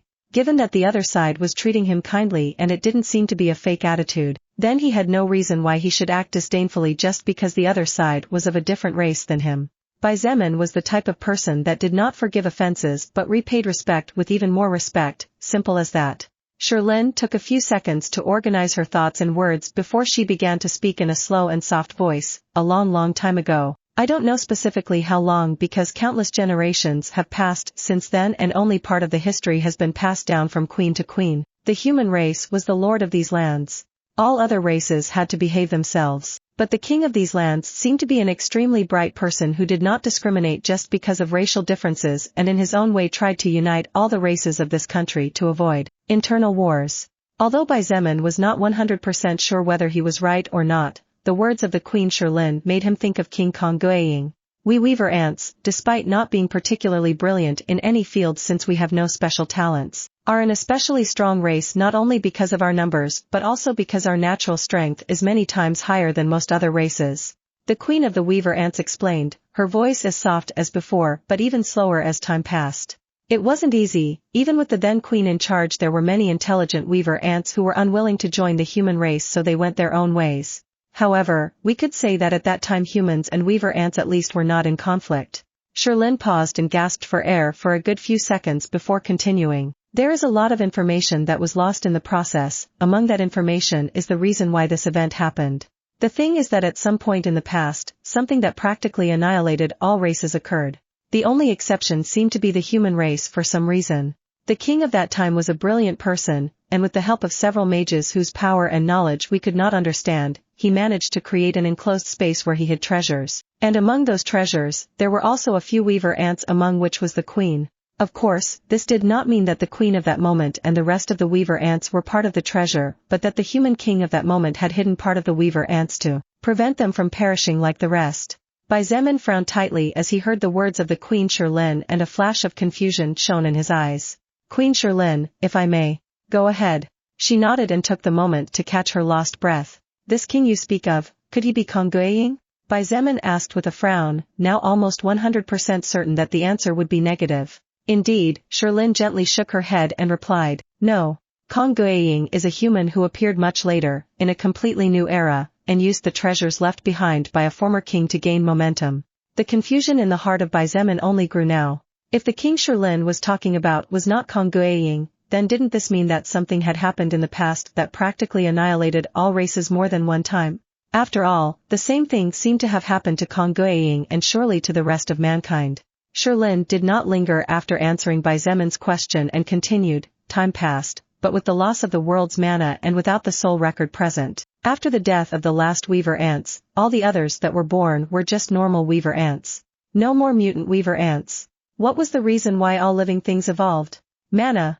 It was the soul record that modified everyone's souls with mana and connected all living beings through an incredibly vast network in such a way that by absorbing the soul power of another existence which by nature was filled with mana, the absorbing living being could continue to evolve and grow. Then, if the mana was lost and the connection to that massive network was severed, evolution was no longer possible. The weaver ants became small creatures as they were in the past, and many of them starved to death by being underground. With the magic circles surrounding the entire cave, it wasn't possible to go outside to look for food anymore as well, so every era that passed had been extremely challenging. Xietain sighed as she narrated to Xietain her memories passed down from the previous queens. She looked at him with her big black eyes and finally a trace of a smile appeared on her face. But we ants are a hardworking race. Although it took us countless generations and countless sacrifices, one of us finally managed to find by pure fortune a place free of magic circles, runes, and magic.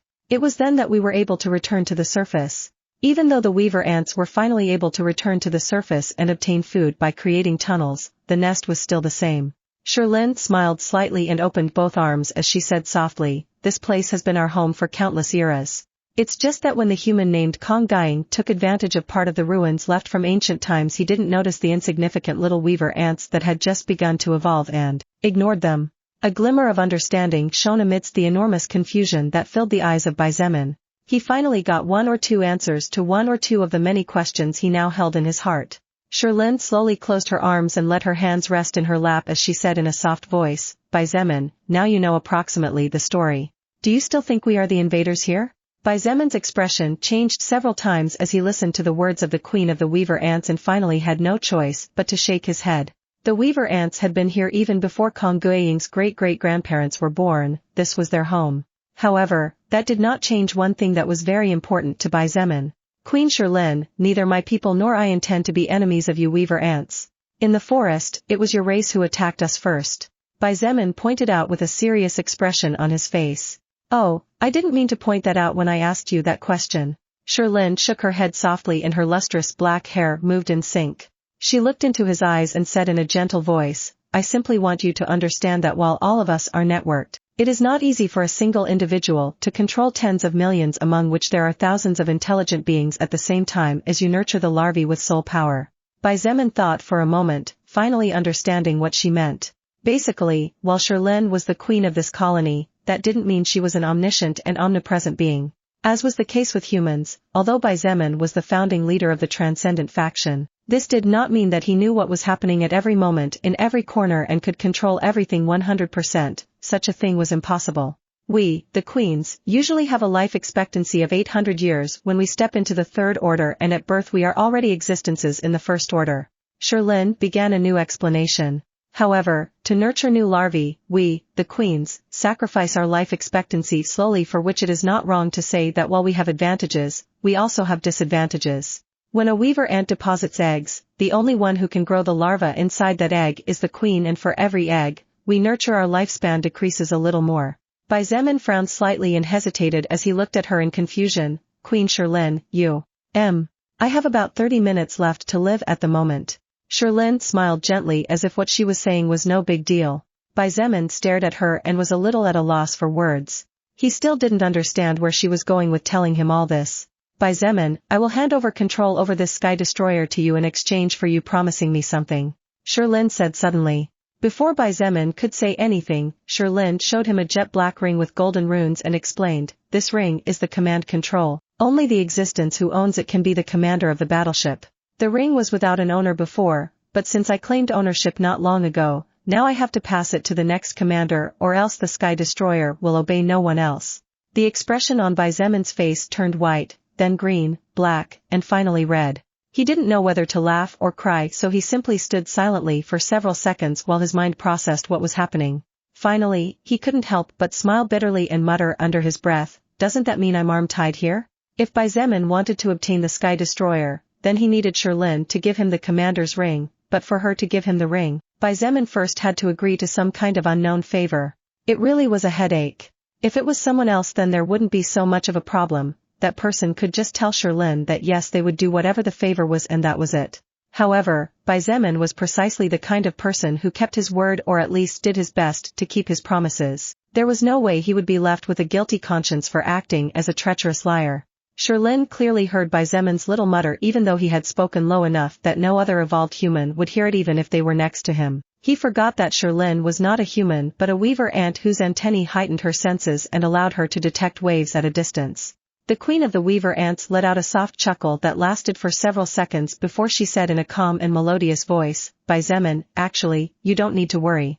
You'll be getting a lot out of this. Even the favor I'll ask you to promise me to fulfill will benefit you more than you probably think. Chapter 700 The Price of the Future. Am I going to benefit from agreeing to do you a favor? Xietan's expression became a little strange as he looked at the queen of the weaver ants with peculiar eyes. Usually, when one person did a favor for another, the only one who benefited was the one receiving the favor and not the person doing the favor. For example, Xietain could still remember how he had once lent money to a classmate who had forgotten his wallet to save the guy from going without food for the whole day, and although the money was returned to Xietain the next day, he had not really benefited from it.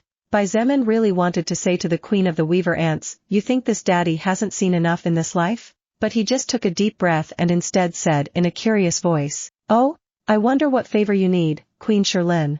The queen of the weaver ants looked at Xietain in silence. She did not respond immediately and instead watched him carefully. taking her time as if instead of having less than 30 minutes of time remaining she had an eternity ahead of her. Xietain felt it was a bit strange, but he said nothing and simply remained standing while keeping his gaze fixed on the queen of the weaver ants. He was not worried about receiving a sudden spiritual attack as he had the pendant he obtained several months ago, which protected him against 3 spiritual attacks every 24 hours. However, Xietain was still on guard against the 2 existences in front of him. Although everything had been comfortable so far, Xietain was only willing to put his hands on fire for a few existences, and the 2 existences in front of him were definitely not part of them.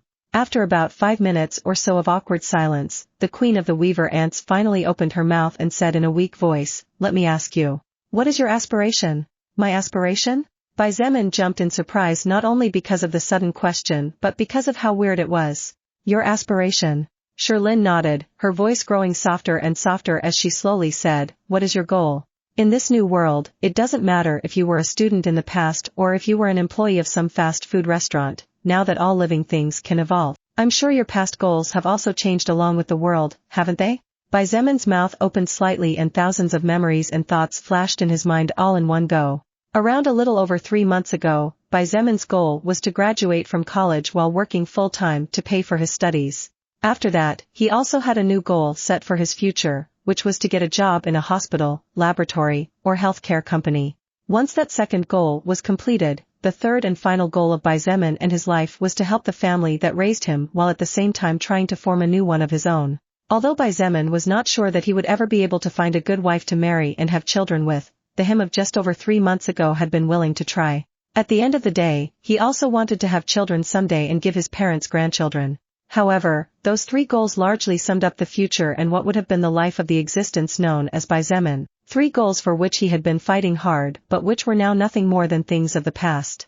Those 3 goals that were practically his reason for existence, in just a little over 3 months, had become nothing more than smoke, and with each passing second they were more and more scattered and driven away by the strong blasts of wind that blew this new world into which he had been dragged, just like everyone else. It is truly ironic. Xietain chuckled and for a brief moment completely relaxed his guard as he remembered the past that, despite not really being that far back in time, seemed as distant as if eons had passed. Who would have thought? Who would have thought that a young student like me, with such simple and normal goals for life, would one day aspire to become not the president of China but the king of a new dynasty? Xietain said nothing, she just listened to Xietain until he finished speaking. When she noticed that he was looking back into her eyes with his attention on her, the queen of the weaver ants asked with a faint smile, "And after you become king of China, what will you do after that?" Xietain was taken by surprise once again. He definitely did not expect the queen of the weaver ants to push beyond that. "Queen Xietain, don't joke," Xietain said with a smile. "Becoming king is the dream of any male regardless of race, but that's a hard dream to fight tooth and claw for a long time.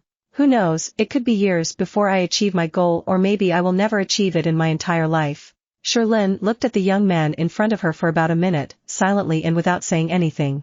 After looking at those eyes as black as night for about a minute as if she could see his very soul, she said without changing her expression, "Xietain, in theory, I was supposed to have at least 600 years of life remaining, 600 years which were shortened to 100 after I did something you will soon understand. However, do you know why I now only have less than 25 minutes of life left?" Xietain looked at her blankly and after a moment had no choice but to shake his head. How was he supposed to know such a thing? All of us queens have 2 natural skills that we are born with unless the previous queen makes modifications to the nurturing process of the next queen. One of those skills is the ability to control the colony for the most part, as well as the ability to retain small fragments of memories from the previous generation. As for the second skill, it usually depends on the fate and aptitude of each queen. Xietain explained with a faint smile. But her next words were something Xietain did not expect to hear. "My natural skill is called clairvoyance. And just as its name suggests, it allows me to see the future up to a year ahead." Xietain sucked in a breath of cold air and his heart trembled in shock as his brain processed what the queen of the weaver ants had just said. Clairvoyance. The ability to see the future and even a year ahead at that. My God. With that kind of skill, shouldn't the ant in front of him be an invincible existence? Xietain couldn't understand how an existence capable of seeing a year into the future could ever lose. Even if she couldn't win, there was definitely no chance of defeating her. Even Lilith gasped in surprise as she looked at the weaver ant in front of her. Such a skill was simply insane.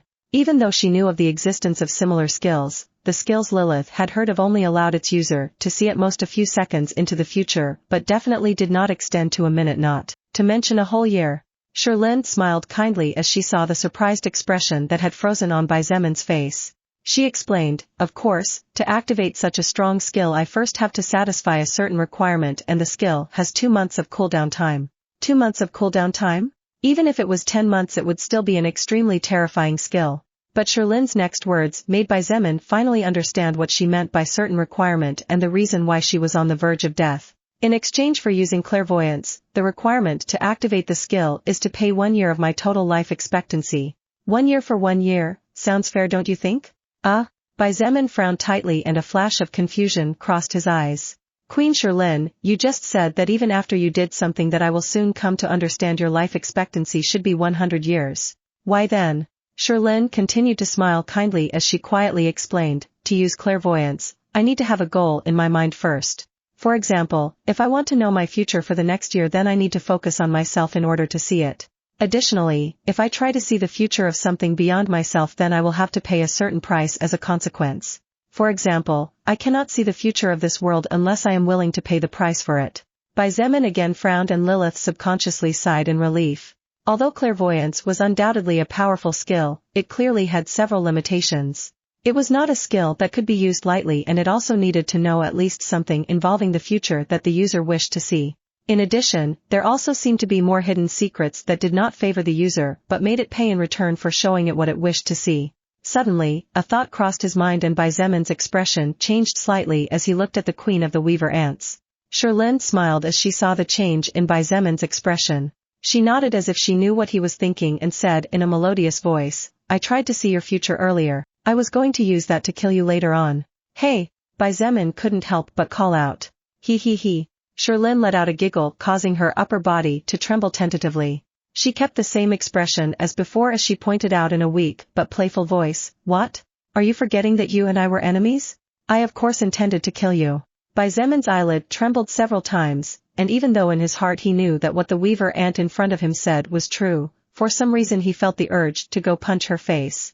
Who would feel happy after hearing that someone was planning to kill them after learning about their future? But Sherlyn paused and the smile on her lips receded a bit as her voice turned a bit more serious. Something I didn't expect happened during the activation of clairvoyance with you as the target. In exchange for seeing your future 1 year ahead with the intention of modifying it to my will, instead of losing 1 year of life expectancy, I lost a century. Baizemen and Lilith's expressions also turned serious as they looked at the Queen of Weaver Ants waiting for her next words. Sherlyn did not continue immediately. Just like before and as if she had all the time in the world at her disposal, she observed Baizemen calmly before saying in a curious voice, Baizemen, the future I saw is really interesting. I must say that the price I had to pay was worth it. Was worth it. Baizemen lowered his head and muttered those words with a complicated expression on his face. The Queen of the Weaver Ants had paid with all the life she had left to see the future of another existence. She was going to die in less than 30 minutes. But in her eyes, the price she paid was worth it? Baizemen could not understand that kind of train of thought. Life should be the most precious and valuable treasure of all. He could not understand how Sherlyn could act so calm, composed, and even happy despite knowing that she was about to die, knowing that the cause was the person she was now treating so kindly. You have a really hard future ahead of you. Even though I only got to see 1 year of your future life, the amount of blood I saw still makes me shudder. Sherlyn sighed and looked at Baizemen with complicated eyes brimming with emotions that he couldn't understand at that moment. But, it's thanks to that future I saw that I realized that my previous investment of 500 years was completely worth it. Sherlyn smiled. Then, she said words that Baizemen would only understand several months later. I have decided to bet everything, until the last of my records on you, and I believe you will not disappoint me. It would also be many months later when Baizemen would realize that in reality, he was not doing a favor to Sherlyn. It was she who was doing a favor for him. To a magnitude that he could only be grateful for until the end of times.